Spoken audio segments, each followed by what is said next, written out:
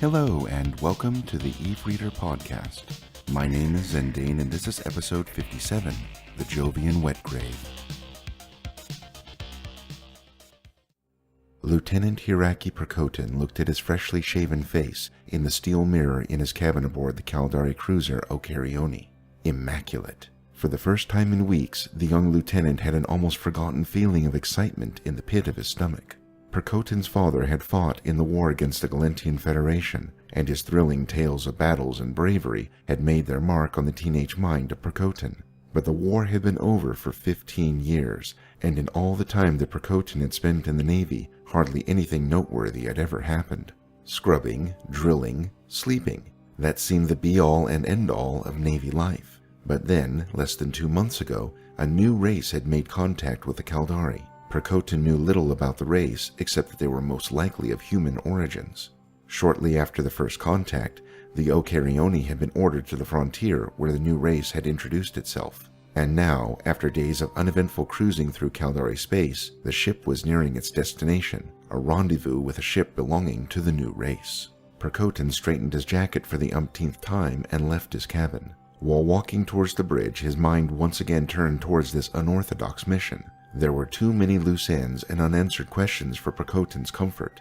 Why had the Okarioni been ordered to berth on a high-security military shipyard belonging to the Ishikon Corporation for 2 weeks before coming here? And what strange devices had been installed and then sealed in Cargo Hold B? Why this secrecy, preventing even him, the second in command of the ship, from knowing what was going on? Prakotin was not happy with the situation, and while he was aware that many of the crew members felt the same way, he knew better than to complain. With these troubled thoughts on his mind, Prakotin reached the bridge. Captain Oria was seated in the command chair on the bridge, overseeing the last course changes to the meeting point. Prakotin sat himself down in his own chair to the left and a little behind the command chair. "So what's the situation, sir?" Prakotin asked. "We should rendezvous in about 20 minutes, Oria responded. The captain and his subordinate sat in silence for a minute. Finally, Oria spoke. "Now that we're about to rendezvous, I can fill you in on our mission." Prakotin's ears perked up. At last he'd know why they were being sent here. The captain sat silent for a full minute before he spoke again. "This race we've made contact with calls itself Jove. I know nothing more of them, except that the High Command informs me that they seem highly advanced. The reason for us being here is to exchange information. It seems these Jovians regard the acquisition of information to be their highest goal in life, and are willing to pay handsomely for it." Oria chuckled, then continued. "We're giving them all sorts of information, data on social issues, historical facts, navigational charts, even some military secrets." Captain Oria was visibly upset by this last statement. "But our superiors feel that what we're getting in exchange is worth it." "What is it that we're getting in exchange?" Prakotin asked. "I'm not sure, Lieutenant. I'm not sure. It's some sort of a device for controlling or communicating with the ship. That's all I know." Prakotin sat thoughtfully, scratching the back of his neck. It was still sore after the operation. While docked on the Ishikon station, Oria had encouraged Prakotin to have neural implants inserted into his spinal cord and cerebellum, saying that it would definitely further his career. "Sir, these things we're giving them, are they in Cargo Hold B?" "No, that device, that's what we're getting in exchange from the Jovians." "What? We already have what we're getting here on the ship? I don't understand, sir." "We've got a part of it. All the vital parts, such as the cognitive pattern decoders, are missing. The Jovians we're about to meet will bring those missing parts and show us how everything works." Prakotin pondered for a while. "What I don't understand, sir, is why we were sent on our own to meet these Jovians." "What do you mean?" "Well, I think that at this early stage in our relationship with the Jovians that it'd be diplomats, not soldiers, that would be dealing with them, sir. I wonder why we weren't assigned a diplomat to handle the discussions." "We're not here as official representatives of the Caldari state. Our orders come directly from the CEO of the Ishikon Corporation. This mission, this trade, is strictly the business of the Ishikon Corporation. Our superiors have every confidence in us to complete this mission on our own." "By our superiors, you mean the heads of the Ishikon Corporation, sir?" "Yes, that's correct, Lieutenant, but that doesn't make this mission any less important or meaningful." By now, the vessel they were to meet with was clearly visible on the radar. "Their ship doesn't look all that big," Prakotin observed. Indeed, the vessel was only half as big as the Okarioni, only slightly bigger than an average Caldari frigate. The ship was a combination of rather dull-looking shiny green, brown, and gray. It had a most peculiar shape, almost as if it had been grown or carved instead of built. The communication officer waved them over. "We're receiving a message from the Jovian vessel," the officer said. "It says they're coming over." "All right. Lieutenant, you know your duty." "Yes, Captain," Percotin answered and exited the bridge. He went to the shuttle bay, bringing 4 Marines with him. "Behave yourself, men," Percotin said. "These are distinguished guests we're to escort. Each and every one of you is now an ambassador for the Caldari state. Or the Ishikone Corporation, at any rate." Percotin had the sense to keep that last thought to himself. A shuttle, in the same colors as the Jovian ship, was docking in the bay. 3 small men exited the shuttle. Each of them wore a tunic-like uniform of light brown and gray in color. Although they were definitely human, they looked very strange. Their skin was a pale grayish yellow, almost transparent, with veins clearly discernible. The heads seemed abnormally big, but otherwise their bodies were thin and feeble-looking. Percotin couldn't help the uneasiness he felt by looking at them. The 3 visitors walked towards Percotin, and one of them, walking in front of the others, addressed him. "Greetings, Caldari officer. I'm Anu of Jove, and these are my aides, Yed and Elas." The Jovian spoke in perfect Chaldanese with almost no discernible accent. His movements and gestures were lithe and graceful. Percotin wondered where the Jovian had learned such good Chaldanese. Percotin caught himself staring into the pale yellow eyes of the Jovian and stuttered an answer. Yes, welcome aboard the Okarione, sir. I'm Lieutenant Hiraki Percotin. Please follow me." Percotin tore his eyes away from the probing gaze of the Jovian, turned on his heel, and began walking towards the main deck. The Jovians followed, and Percotin heard them chattering amongst themselves in a strange language that seemed to consist entirely of vowels. Back on the bridge, Percotin introduced the captain and the Jovians. Aurea seemed perfectly at ease conversing with the Jovians, unlike Percotin, who was nervous and uncomfortable. But while the Jovians were making small talk with the captain, Percotin for the first time managed to see them as humans and not as outer space aliens. They even laughed dutifully at the captain's jokes, showing their full understanding of the social etiquette found everywhere amongst humans. Soon, the conversation turned to the matters at hand, and the Jovians asked to see the items they were to receive.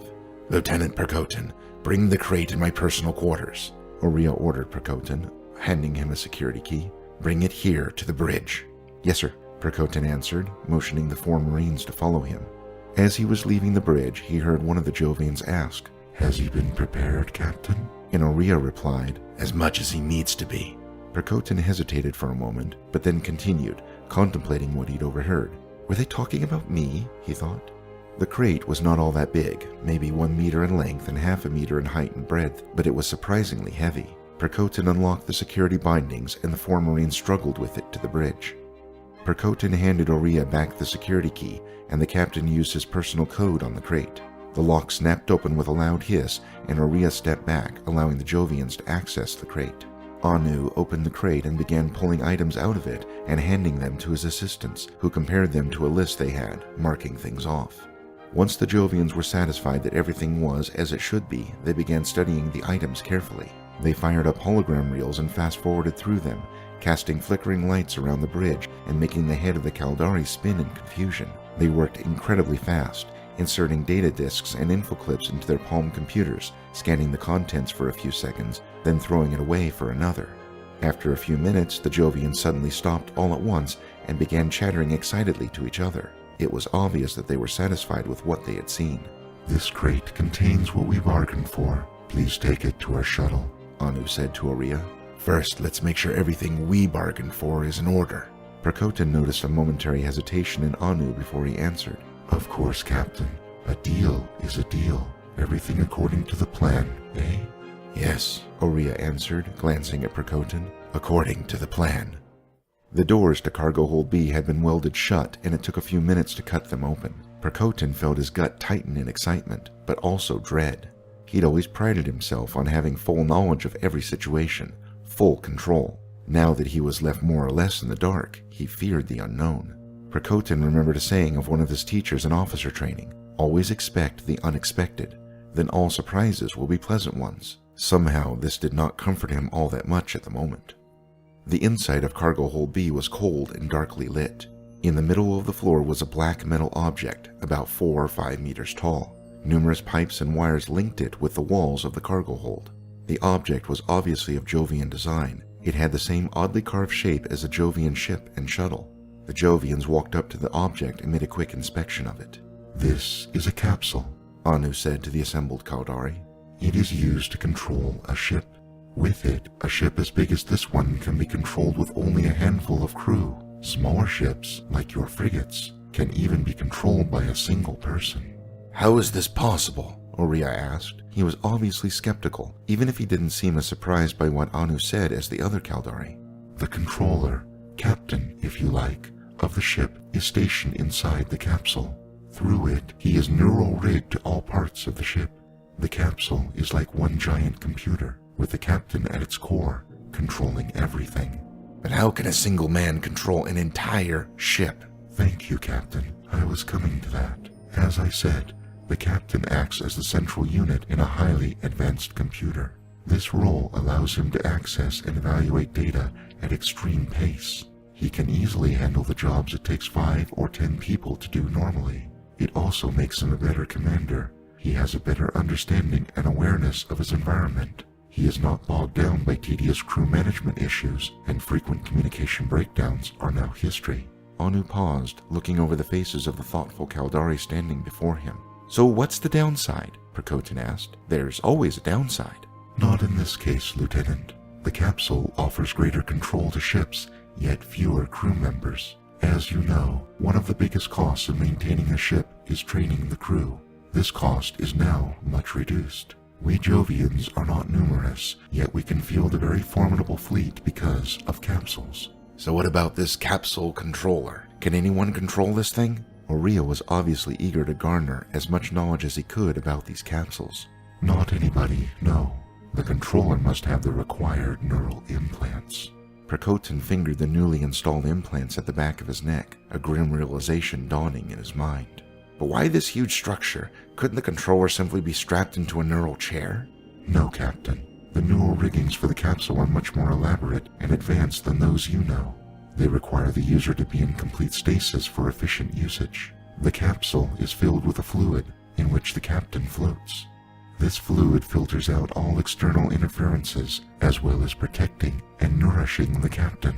One of the Jovian aides now had opened a hologram blueprint of the capsule, and Anu used it while explaining how it was built. "Also, the capsule has extremely strong armor, giving even more protection to the captain. We Jovians do not like unnecessary squandering of lives." Percotin thought Anu said this last sentence with an unusual fervor. "So, can you make it work?" Oriya asked. He had obviously satisfied his curiosity about the thing, and now wanted to see it in action.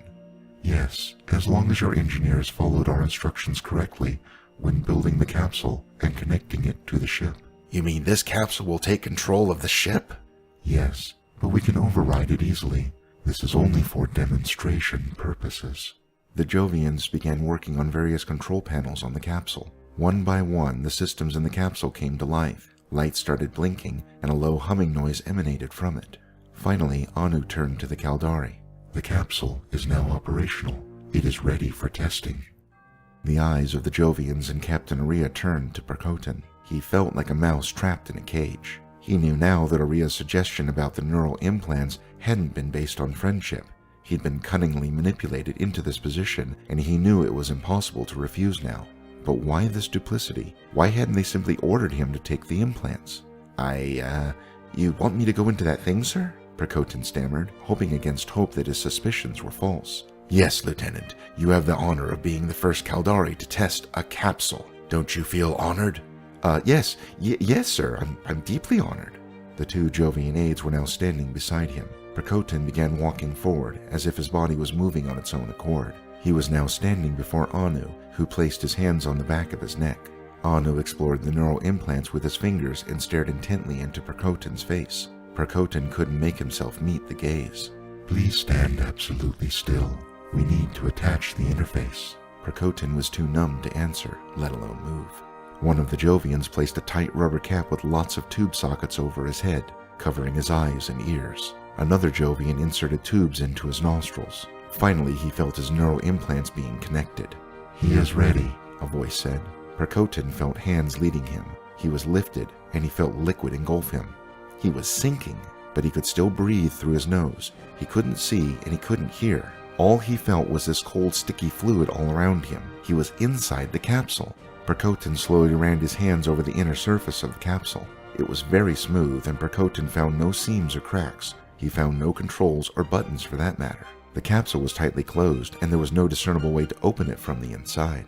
Percotin was not normally claustrophobic, but now he felt panic rise within him, and he wanted to scream and run. But he could do neither. The thick fluid hindered all fast movements, and when Percotin opened his mouth, it was instantly filled with a strange tasting bluish fluid. Percotin was forced to swallow it so he could breathe again. He tried to calm himself down, but when nothing happened for what seemed like an eternity, he once again despaired. He had read about people being accidentally buried alive in olden times, and now he felt like they must have. This capsule, this thing, felt like a wet grave, burying him. Is this the end? Percotin thought. Maybe the machine has malfunctioned. Maybe they can't get me out. Then, all of a sudden, a bright light filled his eyes and a sound like rushing wind filled his ears. After a few seconds, the light dimmed down and Percotin was able to see, but everything became deadly quiet. And what he saw made his stomach somersault. He was looking at the Okarioni from the outside. It was as if he was floating in space maybe 100 meters from the ship. "Can you hear me?" a voice said. It was Anu. Percotin tried instinctively to speak, but his mouth was again filled with a fluid, and only a strangled croak emerged. "Hello?" "Hello, Lieutenant Percotin. We can hear you. The communication link in this demonstration capsule is automatically open. Normally, you can control whether it's opened or closed. We are monitoring your progress. Can you see the ship?" Yes, Percotin replied simply by thinking about it. Yes, I can see the ship, but whose eyes am I looking through? "You are viewing the ship through a camera drone. Think about moving. Try to move to the right. See what happens." Percotin thought about this and was delighted to find the camera move according to his wishes. He swooped alongside the ship, spinning the camera in circles and zooming it out, all with a mere thought. Percotin noticed that no matter how he turned the camera, the ship always stayed in the middle of his vision. As he got more accustomed to this new sensation, he could feel his surroundings much better. In fact, if he concentrated, he could feel the Okarioni, like he and the ship were one. He felt the engines purr in his belly. He felt the electrodes bounce on his skin. He felt the crew crawl around inside him. The feeling was exhilarating. After a while, Anu's voice came back. "You're doing very well. Now we are going to activate the audio synthesizers." Audio synthesizers? What do you mean? "As you know, there is no sound in space. But when we were developing the capsules, we found that people wanted to use as many of their senses as possible. Thus, we added the sound. By letting a computer create three-dimensional sound, we also add to the awareness you have while in combat, for instance." Several seconds later, Percotin could hear the audio synthesizers kick in. He could hear the low humming noise of the propulsion system and the sudden hissing sound of course-correctional thrusters. Anu came back on. "Now we test the audio system." Suddenly a missile was launched from one of the missile bays. It flew majestically out from the ship and disappeared to the right of Percotin's vision. Percotin turned the camera and watched it fly away from the ship. Then a stab of green and yellow light came from the Jovian vessel, accompanied by a loud crackling noise. The weapon burst hit the missile and it exploded. Percotin heard the explosion clearly, and when he turned his camera to the Jovian vessel, he could still hear the explosion's residue in the background. Once again, Anu spoke. "That went very well. Now for the final test. I want you to shut down the propulsion system and then turn it back on. You must open the ship control menu and use that." Percotin thought about the propulsion system.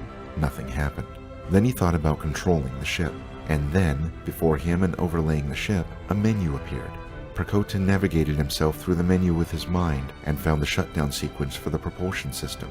He activated the action and the menu disappeared. Percotin now saw the propulsion system fade out and the constant humming slowly died off. Percotin now repeated the process, turning the propulsion system back on. "Well done, Lieutenant Percotin. You have concluded the testing. Your performance was faultless." As suddenly as it had appeared, the vision before Percotin's eyes disappeared and darkness engulfed him. He blinked his eyes several times, the vision of Okarioni still embedded in his nerves, but slowly fading away. Percotin then felt as if he was falling at great speed, but before he could react, he passed out. Percotin woke slowly, as if from a deep sleep.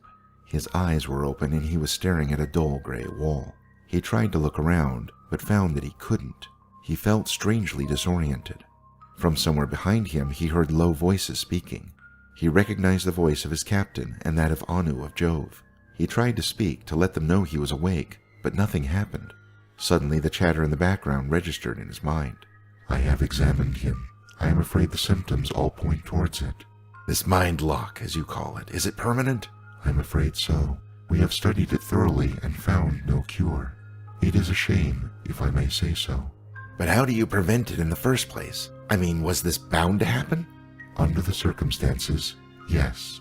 The only way to prevent this is with intense training for many years. That time frame was unacceptable to your superiors. You knew what was going to happen all along. You have no grounds for complaints now. I know. I had my reservations, but what could I do? I was under strict orders. I understand. The lieutenant performed admirably. You can be proud of him. I am. Silence. What is going on? Prakotin thought. They must be talking about me. What is mind lock? Then the captain and two of the Jovians appeared before him. They looked at his face, into his open eyes. Hey! Help me! He looks so peaceful, lying there. Is he conscious? Maybe. Maybe not. Who knows? It's sad to lose him. He was an efficient officer and a valued friend. He will receive the Medal of Valor for this. It will be sent to his parents. His father will be so proud. And rightly so. In any event, we have certain treatments that can be beneficial to him, if you are interested. I thank you for the offer, but that's not necessary. We have very good institutions that can take care of him. He will be well provided for. Prakotin screamed a silent curse. His fate was sealed. He had been sacrificed for the greater good of the Caldari state, like a cog in a great big machine. Just before he passed into a murky slumber, Prakotin read the motto of the Caldari Navy embedded on the captain's sleeve. All for the good of many. Much good it would do him, stuck in his mind for the rest of his life. This concludes today's reading of Episode 57, The Jovian Wetgrave. Thank you for listening. If you're interested in learning more about the rich history of the EVE universe, please visit the EVE Chronicles site at community.eveonline.com/backstory/chronicles. Copyright information regarding the Chronicles in this podcast may be found at evereader.org/copyright.html. No Navy Vexers were harmed during the making of this show.